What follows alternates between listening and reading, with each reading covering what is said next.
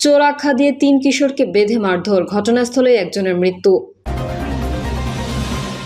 জানাবো নির্বাচনী জোট গঠনের চেষ্টা জামায়াত, অধিকাংশ ইসলামী দলের না।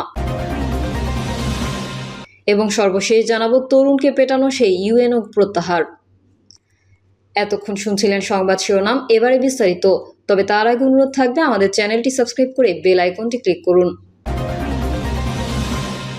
চোর আখ্যা দিয়ে ৩ কিশোরকে বেঁধে মারধর, ঘটনাস্থলেই একজনের মৃত্যু।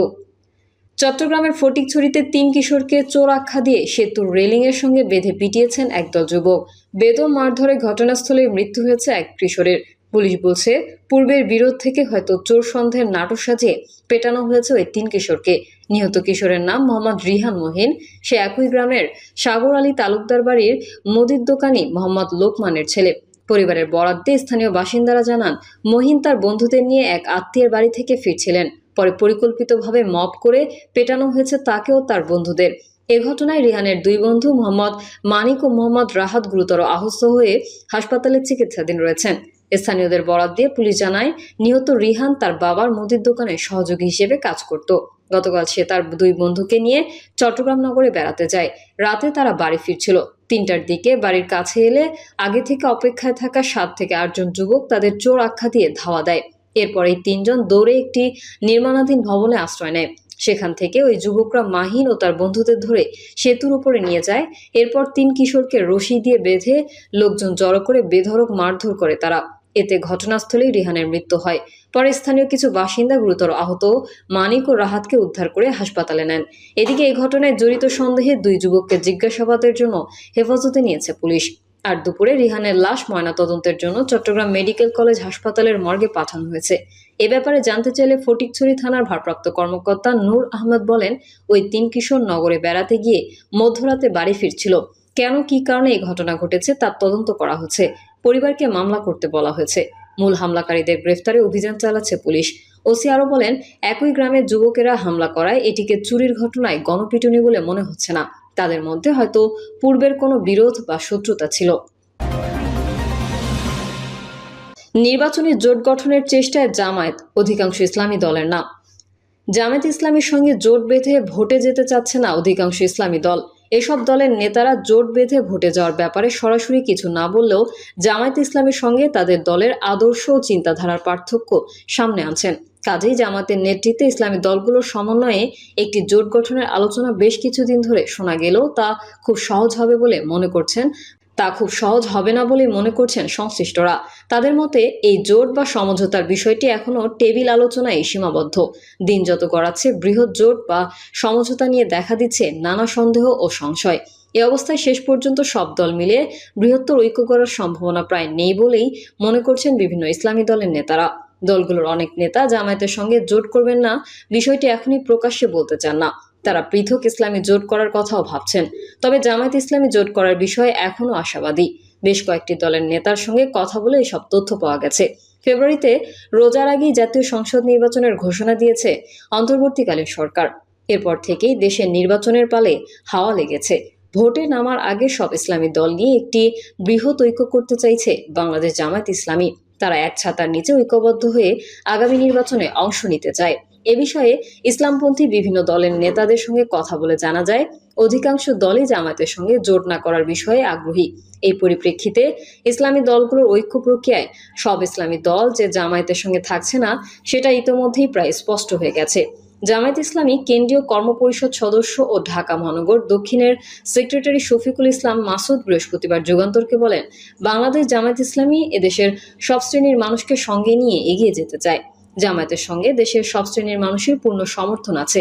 তিনি বলেন, আগামী নির্বাচনে সব ইসলামী দল নিয়ে এক বৃহৎ জোটের জন্য আমরা কাজ করছি। এ বিষয়ে আলেম ওলামা ও ইসলামী রাজনীতিবিদদেরকে ব্যাপক সাড়া পাচ্ছি। নির্বাচন যত কাছে আসবে আমাদের এই প্রক্রিয়া তত দৃশ্যমান ও সুসংগঠিত হবে। অনেক ইসলামী দল জামায়াতের সঙ্গে জোটে যেতে চাচ্ছে না এমন প্রশ্নের জবাবে তিনি বলেন, আমরা চেষ্টা করছি। আরও সময় গেলে আশা করি একটি শক্তিশালী ঐক্য বা সমঝোতা দেখতে পারব। আগামী নির্বাচনে ইসলামী দলগুলো মিলে কমপক্ষে এক বাক্সের নীতিতে সমঝোতায় আসতেই হবে বলে তিনি আশা করেন। এই প্রসঙ্গে জমিয়তে উলামায়ে ইসলাম বাংলাদেশের মহাসচিব মাওলানা মঞ্জুরুল ইসলাম আফিন্দির সঙ্গে যুগান্তরের কথা হয়। তিনি বলেন, দলীয় দৃষ্টিভঙ্গির জায়গা থেকে জামায়াত ইসলামের সঙ্গে জোট বা সমঝোতার কোনো সম্ভাবনাই আমি দেখি না। এখন পর্যন্ত দল আগামী নির্বাচনকে সামনে রেখে কোনো জোটে যাওয়ার সিদ্ধান্ত নেয়নি। তবে দলটির নেতারা জামায়াতে ইসলামী ছাড়া অন্য সমমনা দলগুলোর সঙ্গে জোট করার বিষয়ে আলোচনা চালিয়ে যাচ্ছে। বাংলাদেশ খেলাফত মজলিসের আমির মাওলানা মামুনুল হক এই প্রসঙ্গে যুগান্তরকে জানান, ঐক্য প্রক্রিয়ার সঙ্গে প্রথম থেকেই থাকলেও জামায়াতে ইসলামের সঙ্গে জোটে যাচ্ছে না তার দল। তিনি বলেন, নির্বাচনী সমঝোতার বিষয়ে আমরা এখনো তেমন কিছু ভাবছি না। ইসলামী আন্দোলনের সঙ্গে নির্বাচনী সমঝোতার বিষয়ে আমাদের একাধিক বৈঠক ও কথাবার্তা হয়েছে।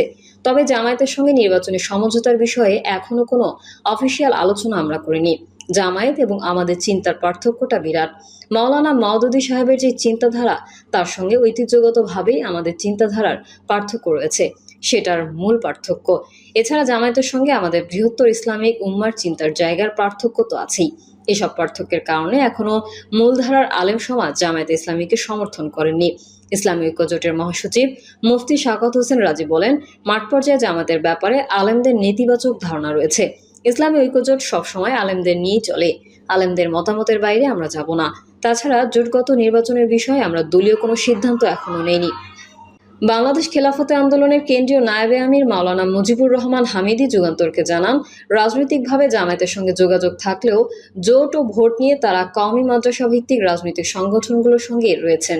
এই লক্ষ্যে তারা একাধিকবার কওমি মাদ্রাসা ভিত্তিক বিভিন্ন ইসলামী দলের সঙ্গে বৈঠকে বসেছেন। তারা ইসলামপন্থীদের ভোট এক বাক্সে আনার চেষ্টা চালাচ্ছেন, কিন্তু জামায়াতের সঙ্গে জোটের ব্যাপারে কারো আগ্রহ নেই। বাংলাদেশ নেজামে ইসলাম পার্টি ও হেফাজতে ইসলাম বাংলাদেশের যুগ্ম মহাসচিব মাওলানা মোহাম্মদ আজিজুল হক ইসলামবাদী বলেন, আমরা সবসময় ইসলামী শক্তি ঐক্য চাই। তবে জামায়াতের সঙ্গে ঐক্যের বিষয়ে এখনো আমাদের দলীয় কোনো সিদ্ধান্ত নেই। দেশের শীর্ষ আলেমদের তত্ত্বাবধানে আমরা সংগঠন পরিচালনা করি। তাদের মতামতের বাইরে গিয়ে আমরা কোনো সিদ্ধান্ত নেব না।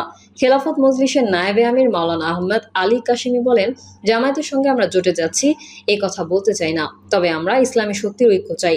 ফ্যাসিবাদ বিরোধী আন্দোলনে আমরা যারা একসঙ্গে ছিলাম, সবাই মিলে দেশ গড়তে চাই। বিরোধী শক্তির একটি মজবুত প্ল্যাটফর্ম থাকলে রাজনীতিতে ভারসাম্য আসবে।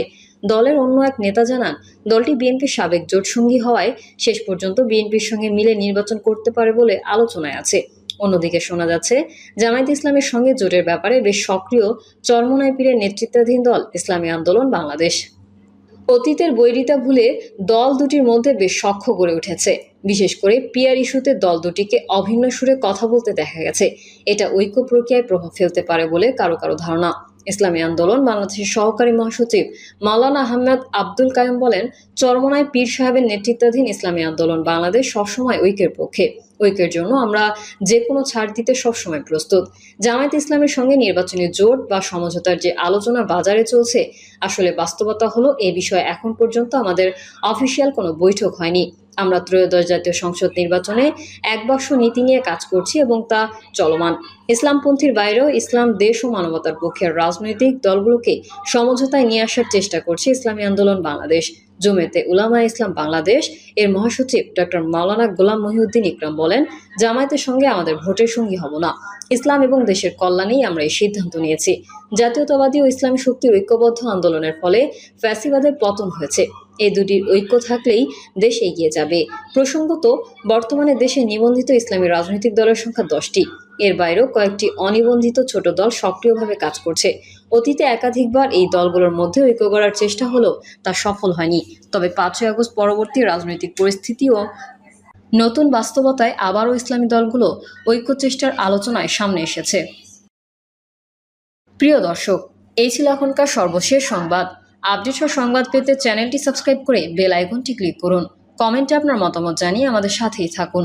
ধন্যবাদ সবাইকে। আল্লাহ হাফেজ।